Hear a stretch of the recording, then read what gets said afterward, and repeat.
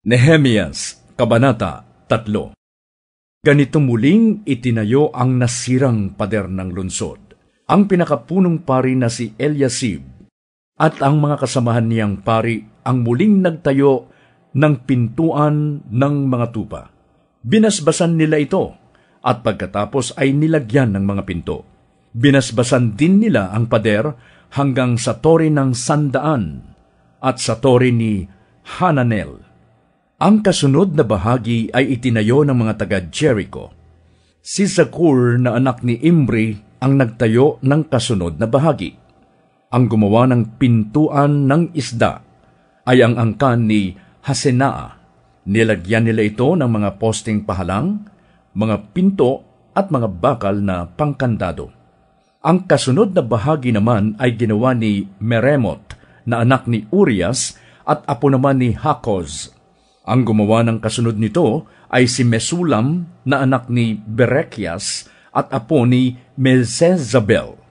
Ang kasunod nito ay ginawa naman ni Zadok na anak ni Baana. Ang kasunod na bahagi ay ginawa ng mga taga-Tekoa. Ngunit ang mga maharlika ay tumangging gawin ang mga iniatas ng mga namamahala. Ang muling nag-ayos ng pintuang luma ay sina Joyada na anak ni Paseah at si Mesulam na anak ni Besodias. Sila rin ang naglagay ng mga posting pahalang, mga pinto at mga bakal na pangkandado. Ang kasunod nito ay ginawa ni na Melatias na taga-Gibeon at Jadon na taga-Meronot at ng mga taga-Gibeon at Mizpa, hanggang sa tirahan ng gobernador ng lalawigan sa kanluran ng Euphrates. Ang kasunod na bahagi ay ginawa ni Uziel na platero, anak ni Harhaya. Ang sumunod na bahagi hanggang sa malapad na pader ay ginawa ni Hananias na manggagawa ng pabango. Ang kasunod na bahagi ay ginawa naman ng anak ni Hur na si Rephaias, pinuno ng kalahating distrito ng Jerusalem. Si Jedaias na anak ni Harumaph ang gumawa ng sunod na bahaging malapit sa kanyang bahay. Ang kasunod nito ay ginawa naman ni Hattus na anak ni Hasabneas. Ang bahaging kasunod hanggang sa tore ng mga hurno ay ginawa ni Malkias na anak ni Harim at ni Hasub na anak naman ni Pahat Moab. Ang kasunod nito ay ginawa ng anak ni Halohesh na si Salum, pinuno ng isa pang kalahating distrito ng Jerusalem. Siya ay tinulungan ng kanyang mga anak na babae. Ang pintuan ng libis hanggang sa pintuang papunta sa tapunan ng basura ay itinayo ni Hanun at ng mga taga-Zanoa. Sila rin ang nag-ayos ng mga pinto at ng mga bakal na pangkandado. May 450 metro ang haba ng pader na inayos nila. Ang pintuang papunta sa tapunan ng basura ay inayos ng anak ni Rekab na si Malkias, pinuno ng distrito ng Beth Hakkerem. Siya rin ang naglagay ng mga pinto at ng mga bakal na pangkandado. Ang nag-ayos ng pintuan ng bukal ay ang anak ni Kolhose na si Salum, pinuno ng distrito ng Mizpa. Binubungan niya ito at nilagyan ng mga pintuan at mga bakal na pangkandado. Inayos din niya ang pader ng ipunan ng tubig ng Sela, patungo sa halamanan ng hari hanggang sa makababa ng hagdanan mula sa lunsod ni David. Mula naman doon hanggang sa tapat ng libingan ni David, tipunan ng tubig at ng himpilan ng mga bantay. Ang nag-ayos ay ang anak ni Azbuk na si Nehemias, pinuno ng kalahating distrito ng Beth-sur.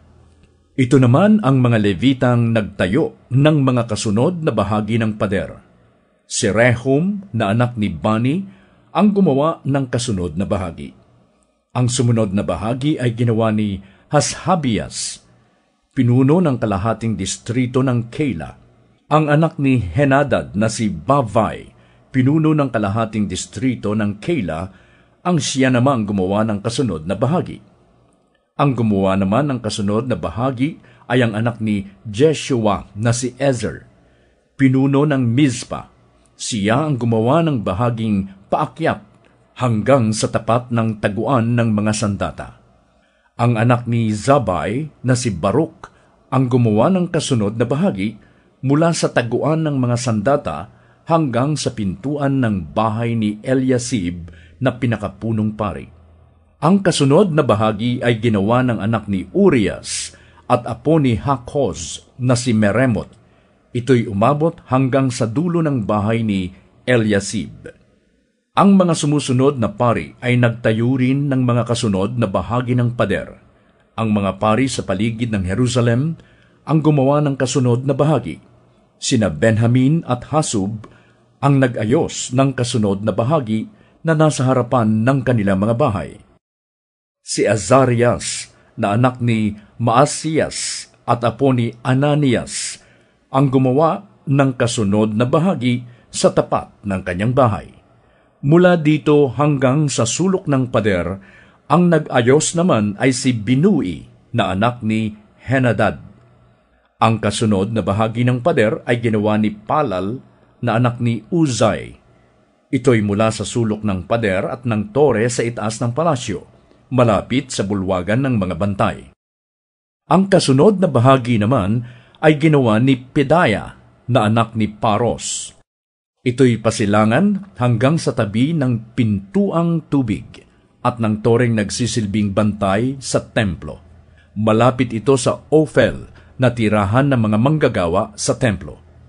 Ang mga taga-Tekoa naman ang nag-ayos ng bahagi mula sa toreng nagsisilbing bantay sa templo hanggang sa pader ng Ophel. Isang pangkat ng mga pari ang nag-ayos ng pader sa pahilaga mula sa pintuan ng kabayo. Ginawa ng bawat isa ang bahaging nasa tapat ng kanyang bahay.